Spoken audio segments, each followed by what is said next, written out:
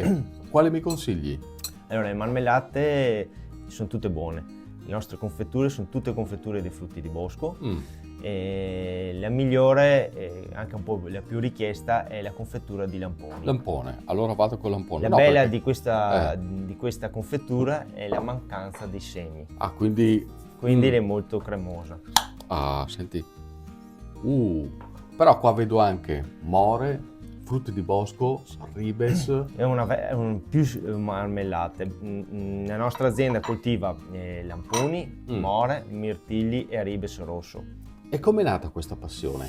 Allora, fin da bambino, dopo la scuola, le elementari, allora venivo il pomeriggio sempre nell'azienda qua dei nonni e ho sempre avuto la passione dell'agricoltura.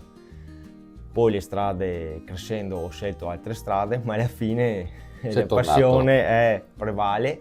Sono tornato nel 2020, ho pensato a aprire l'azienda agricola.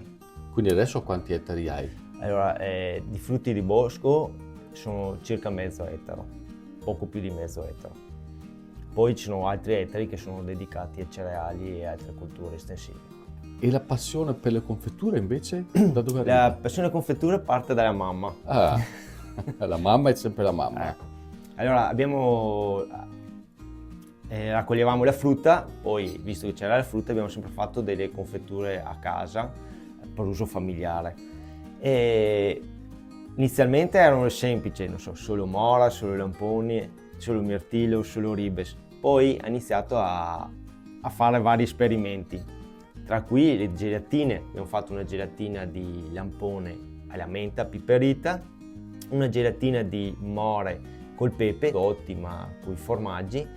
Poi abbiamo fatto altri incroci, abbiamo fatto la confettura frutti di bosco, dove sono presenti tutti e 4 i nostri frutti che coltiviamo durante l'anno. Infine è stato fatto anche un'altra confettura che usiamo, è più invernale questa qua, che è una confettura di lampone, mela, zenzero e cannella. Certo che nell'immaginario collettivo i frutti di bosco sembrano un prodotto di collina o di montagna. Qui invece siamo nella pianura più pianura. Qui hai detto una vera cosa, sì, la gente è convinta che i frutti bosco siano delle montagne. Mi è successo spesso, magari essere in qualche mercatino, in qualche occasione, che la gente mi dice: ma da dove arrivano questi frutti di bosco? È difficile fargli capire che vengono proprio da Legnago, anzi da Porto di Legnago, qua siamo in via Bagnole, proprio qui abbiamo la coltivazione. La gente è proprio convinta che sia un frutto tipico della montagna. Invece un po' per le nuove varietà, i nuovi incroci, un po' anche per i sistemi di coltura, siamo riusciti a coltivarli anche in pianura.